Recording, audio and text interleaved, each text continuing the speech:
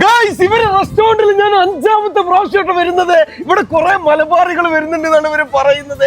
ഇവിടുത്തെ sea food ഉണ്ടല്ലോ, നിങ്ങൾ കഴിച്ചിട്ടില്ലെങ്കിൽ ഒന്ന് കഴിച്ചോക്കണം ഗൈസ്. ഇങ്ങോട്ട് നോക്കിയാണി നമ്മുടെ ട്രഡീഷണൽ ആയിട്ട് അറബിക്കും ഈജിപ്ഷ്യൻ സ്റ്റൈല്, അത് സ്പൈസിയോടെ കേട്ടോ നിങ്ങൾക്ക് സീ ഫുഡ് കിട്ടുന്നത്. ഒരു പ്രാവശ്യം നിങ്ങൾ ഇവിടെ നിന്ന് വരികയാണെന്നുണ്ടെങ്കിൽ തീർച്ചയായിട്ടും പിന്നെ വന്നിരിക്കുന്നത് ഉറപ്പാണ്. അതും ആ റൈസിൽ കുറച്ച് സൽസയും റൈത്തയും മീൻ കഷ്ണം കൂടി എടുത്തിട്ടുണ്ടല്ലോ, ഒരു പിടി പിടിച്ചാണ്ട് കഴിക്കണം മോനെ. എങ്ങനെയാണ് ഞാൻ നിങ്ങളോട് വർണ്ണിക്കുക, അത് കഴിച്ചാൽ തന്നെ അറിയുള്ളൂ കേട്ടോ ഗൈസ്. ഇതാണ് കേട്ടോ ഇവരുടെ കബാബ്. ഇതൊന്നും ഒരു രക്ഷയില്ല എന്ന് പറയാൻ പറ്റുന്ന സാധനങ്ങളാണ്. ഞാൻ ഇതിന് മുമ്പ് വെറുതെ ട്രൈ ചെയ്തിട്ടുണ്ട്. ഇങ്ങോട്ട് നോക്കിയാണ് ഇങ്ങനെ എടുത്തിട്ടുണ്ടല്ലോ.